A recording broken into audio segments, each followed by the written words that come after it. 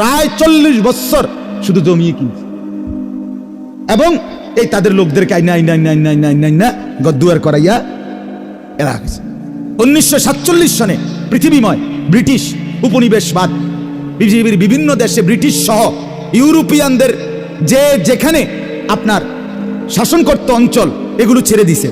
বিভিন্ন অঞ্চল, যেমন আমাদের এই হিন্দুস্তান, ভারতীয় উপমহাদেশে ব্রিটিশ চলে গেছে কত সালে? কথা বলেন না, 1947 সালে চলে গেছে, ছেড়ে দিছে আমাদের অঞ্চল। এরকম বিশ্বের যেখানে যেখানে ব্রিটিশ, ইংল্যান্ড এবং আশপাশরা দখল করে রাখছিল এগুলো সব ছেড়ে দিছে, সব ওই অঞ্চলের মানুষের হাতে তুলে দিছে। এই তখন 1948 সালে সর্বপ্রথম এই দীর্ঘ 40 বছর যারা জমি কিনছে, গদ্দুয়ার কইরা মুসাফিরের মতো পড়ে আসছিল, ভাব লইছে বেকুবের বাপ, কথা বুঝছেন কিনা? এই 48 সালে একদিন হঠাৎ তারা সংঘবদ্ধ হয়ে তারা ইহুদিরা ঘোষণা দিছে, এই যে দূর জায়গা কিনছি আমরা এখানে, এটা আমগো দেশ। কথা বুঝছেন? এটা কি? আমরা দেশ। এই দেশের নাম ইসরাইল। ইসরাইল কার নাম এবার কোন তো? ইয়াকুব আলাইহিস সালামের নাম। ওহা, ভুলে গেছেন না? ইসরাইল কার নাম? এই তারা বলে যে আমরা তো ইসরাইলের বংশধর, ইয়াকুবের বংশধর, কাজে এই আমাদের এটা পিওর ইহুদি রাষ্ট্র।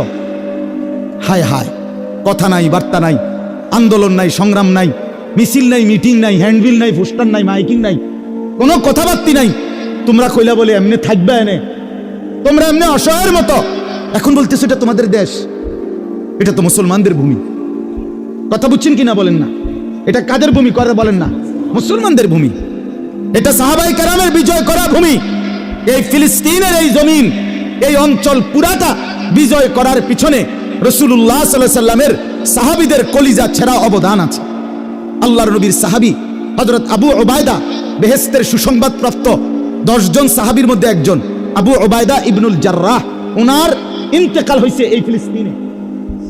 উনি ইন্তেকাল করছেন মহামারীতে, প্লেগ মহামারীতে শহীদ হয়েছেন এই ফিলিস্তিনে।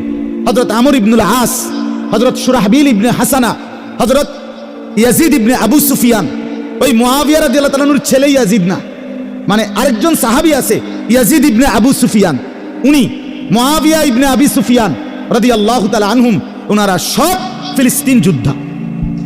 ফিলিস্তিনের আজাদির জন্য ওনারা টানা যুদ্ধ করতে করতে হযরত আবু উবায়দার নেতৃত্বে ফিলিস্তিন যখন বিজয় হয়েছে, তখন মদিনা থেকে সরাসরি উটের পিঠে চড়ে আমাদের আমিরুল মুমিনিন খলিফাতুল মুসলিমিন হযরত ওমর এই ফিলিস্তিন গিয়ে মসজিদে আকসা বাইতুল মুকাদ্দাস এলাকায় গিয়ে নিজে ফিলিস্তিন ভূমির চূড়ান্ত কাগজ, বিজয়ের কাগজে সই দিয়েছে।